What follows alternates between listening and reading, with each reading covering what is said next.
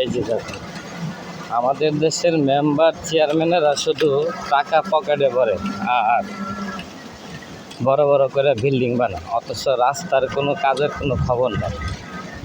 তো যেহেতু এবার বিএনপি আর জামাত, তো আপনারা বুঝে শুনে আপনারা ভোট দিবেন, যেন এইসব রাস্তাঘাট ঠিক হয়ে যায়।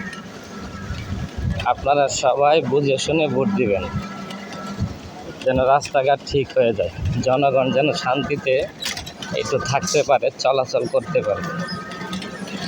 দেখেন পুরাটা রাস্তাই খারাপ।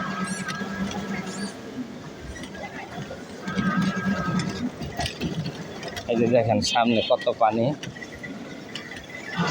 জনগণ যেন শান্তিতে একটু চলাচল করতে পারে, এমন একটি লোকের ভোট দিবেন। দেখেন কি অবস্থা। এটা হচ্ছে আমাদের সাভারে জামগড়া।